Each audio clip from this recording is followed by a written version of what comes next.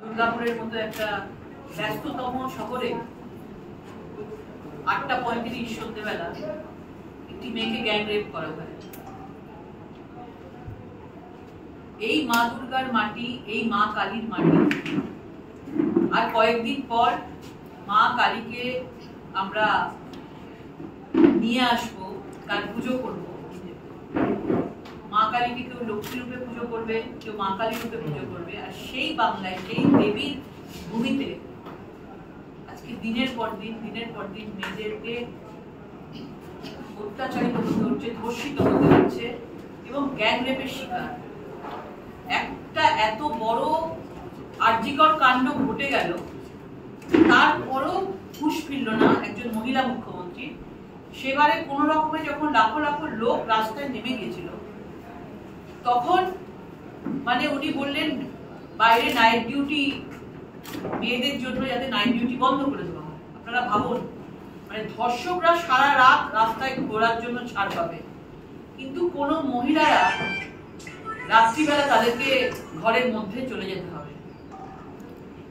এই অবস্থা হচ্ছে একজন মহিলা মুখ্যমন্ত্রী 2025 সালে দাঁড়িয়ে বলছেন আজকে ভারতবর্ষ যেভাবে আগে এগিয়ে যাচ্ছে, যেভাবে আজকে সুনিতা উইলিয়ামস থেকে শুরু করে আজকে ভূমিকা সিং, আমাদের সোফিয়া কুরেশি, যারা মানে সামনের সারিতে এসেছেন, পাকিস্তানের সঙ্গে যুদ্ধ করছেন এবং সেই ব্রিফ দিচ্ছেন কিভাবে রাতের অন্ধকারে তারা অ্যাটাক করেছে।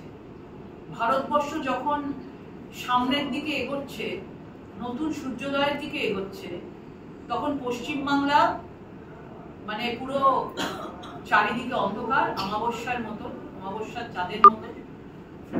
এই কেন রাত্রিবেলা বেরোনোর দরকার কিছু?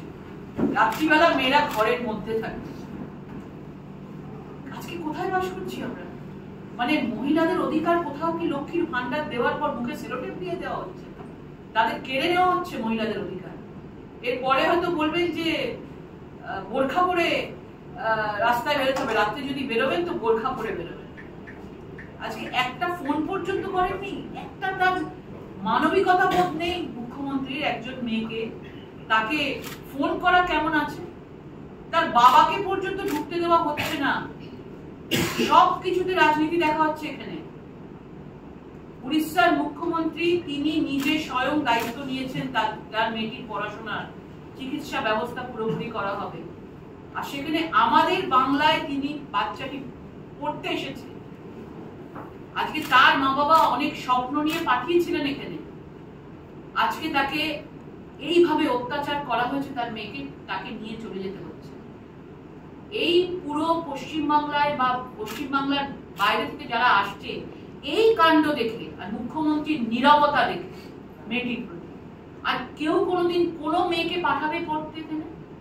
বড় বড় তারা এসএসসির সময় কথা বলছিল, উত্তরপ্রদেশ থেকে নাকি পরীক্ষা দিতে এসছে হাজার হাজার লোক, বিভিন্ন লোক আপনাদের মাধ্যমে দেখেছি। তারা পরীক্ষা দিয়েও তারা যদি পাশও করে, তারা সেই সব মেয়েদেরকে আর এখানে তারা পাঠাবে না। কারণ তারা বুঝে গেছে যে মমতা বন্দ্যোপাধ্যায় ধর্ষকদের এখানে শাস্তি দেন না।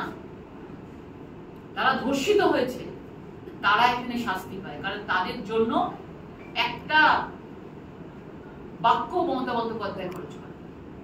আজকে ডাক্তাররা, আমরা সবাই আজকে হসপিটালে গেছি, আজকে হসপিটাল কর্তৃপক্ষ বন্ধ করে দিয়েছে তালা। হসপিটালের ভেতরে ডাক্তার রয়েছে, গেছিলেন, তাদেরকে ঢুকতে দেওয়া পর্যন্ত হয়।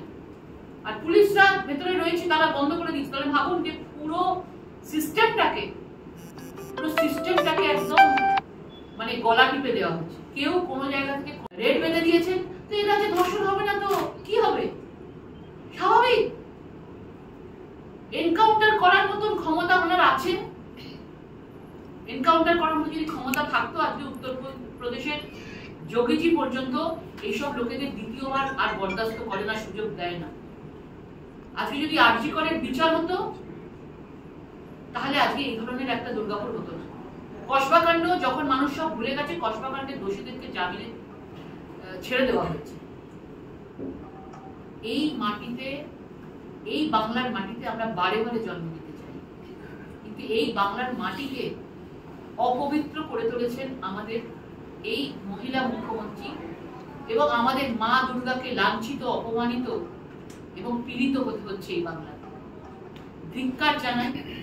2011-তে যখন এই সরকার এসেছিল, মানুষের কাছে নতুন করে আশা জেগেছিল 34 বছরের বামশ প্রশাসন, এবং তারা হয়তো নতুন করে মহিলাদের সুরক্ষা দেওয়ার জন্য বিষয়টি দেখবেন। কিন্তু 2011 থেকে 2025 তিনবারের জন্য মুখ্যমন্ত্রী হয়ে এসেছেন, কিন্তু আজকে 34 বছরের জমানার থেকেও আরো ভয়ঙ্কর অবস্থায় যে নারীদের। এবং আপনারা জানেন যে কয়েকজনকে ধরা হয়েছে এবং কিছুদিন পর তাদেরকে ছেড়ে দেওয়া হবে, যেভাবে কসবাকাণ্ডে ছেড়ে দেওয়া হয়েছে। এবং প্রত্যেকেই তারা তৃণমূলের সাথে যুক্ত রয়েছে, কেউ পৌরসভার কর্মী রয়েছে এবং আরো অনেকেই তৃণমূলের দাদা দিদি নেতা নেত্রীর সঙ্গে যুক্ত রয়েছেন, এবং তারা ভালোভাবেই জানেন যে তৃণমূলের ছত্রছায়ায় রয়েছি এবং ধর্ষকরা পার পেয়ে যাবে। এবং